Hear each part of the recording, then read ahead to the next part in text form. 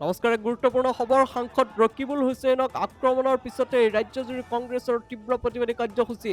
আৰু সাংসদ ৰকিবুল হুছেইনক ৰূপহী হাতত আক্ৰমণ কৰাৰ পিছতে আজি গোৱালপাৰাত কংগ্ৰেছ কৰ্মীসকলে লগতে স্থানীয় ৰাইজে জনপ্ৰিয় সাংসদ ৰকিবুল হুছেইনক কৰা আক্ৰমণৰ বাবে গোৱালপাৰা BOCত তীব্ৰ প্ৰতিবাদী কাৰ্যসূচী ৰূপায়ণ কৰে।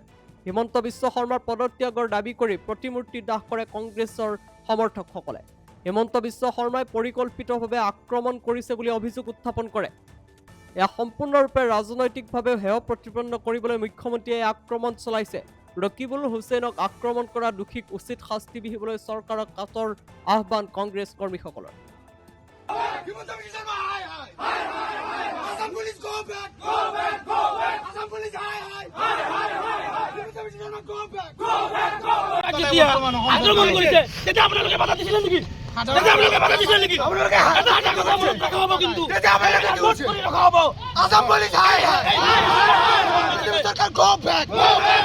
এতিয়া চাওক, মই ক'লোৱে যে যোৱা কেইটামান মাহত আপোনালোকে যদি চাই গুৱাহাটীত কিমানটা হত্যাকাণ্ড সংঘটিত হৈছে। গুৱাহাটী মহানগৰৰ নিচিনা ঠাইত সাধাৰণ জনতাৰ নিৰাপত্তা নাই। আজি চাওক যে এজন সন্মানীয় সাংসদ জ্যেষ্ঠ কংগ্ৰেছ নেতাৰ নিৰাপত্তা দিবলৈ ব্যৰ্থ হৈছে। তাৰপিছত আপোনালোকক ক'ব লাগিব নেকি যে নিৰাপত্তা ইয়াতে আইন শৃংখলা অৱনতি হৈছে, চূড়ান্তভাৱে অৱনতি হৈছে অসমৰ আইন শৃংখলা ব্যৱস্থা। গতিকে অতি শীঘ্ৰেই গৃহমন্ত্ৰীয়ে পদত্যাগ কৰি নজিৰ দেখাব লাগে যে তেওঁ ব্যৰ্থ হোৱাৰ কাৰণে পদত্যাগ কৰিছে। মানে ৰকিবুল হুছেইন ডাঙৰীয়াক নগাঁৱৰ ৰূপীহাটত পৰিকল্পিতভাৱে হত্যাৰ মানসিকতাৰে যিদৰে আক্ৰমণ কৰিছে, সেই আক্ৰমণৰ তীব্ৰ আমি বিৰোধিতা কৰিছোঁ। অসম চৰকাৰৰ গৃহ বিভাগৰ দায়িত্বত থকা মুখ্যমন্ত্ৰী হিমন্ত বিশ্ব শৰ্মাই ৰাজনৈতিক শত্ৰুতাৰ বাবে এইদৰে ৰাজপথত পৰিকল্পিতভাৱে এগৰাকী সাংসদক, সন্মানীয় সাংসদ জ্যেষ্ঠ কংগ্ৰেছ নেতা, তেওঁৰ ওপৰত যি আক্ৰমণ কৰিলে, সেই আক্ৰমণৰ বিৰুদ্ধে সমগ্ৰ অসমৰ কংগ্ৰেছ পৰিয়াল আজি আমি ওলাই আহিছোঁ। সমগ্ৰ অসমৰ লগতে গোৱালপাৰা জিলাতো গোৱালপাৰা জিলা কংগ্ৰেছ কমিটি, যুৱ কংগ্ৰেছ, NSUI, বিভিন্ন শাখা সংগঠন, বিভিন্ন নেতৃবৃন্দ আমি আজি ইয়াতে আহি মুখ্যমন্ত্ৰীৰ প্ৰতিমূৰ্তি দাহ কৰি প্ৰতিবাদ কৰিছোঁ। মুখ্যমন্ত্ৰীৰ পদত্যাগ দাবী কৰিছোঁ।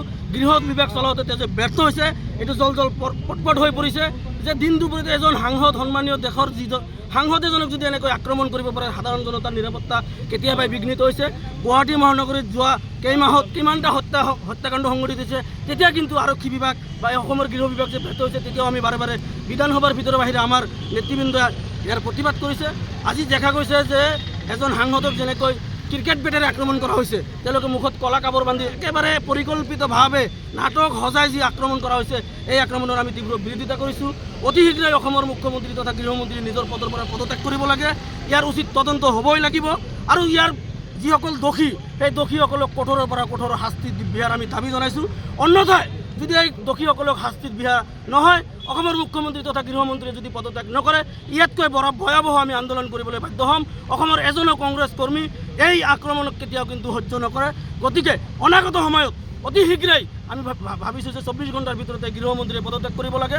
আৰু দোষী যিসকল ইতিমধ্যে চিনাক্ত হৈছে, ইয়াতে জল পেটপট কেমেৰাৰ আগত তেওঁলোকে ওলাইছে। গতিকে ইয়াতে আৰু অপৰাধী বিচাৰিবলগীয়া নাই। গতিকে আমি আৰক্ষী বিভাগক আবেদন জনাইছোঁ, গৃহ বিভাগক আমি দাবী জনাইছোঁ, BJP চৰকাৰক আমি ধিক্কাৰ দি দাবী জনাইছোঁ যে অতি শীঘ্ৰেই কঠোৰৰ পৰা কঠোৰতম শাস্তিৰ ব্যৱস্থা কৰক।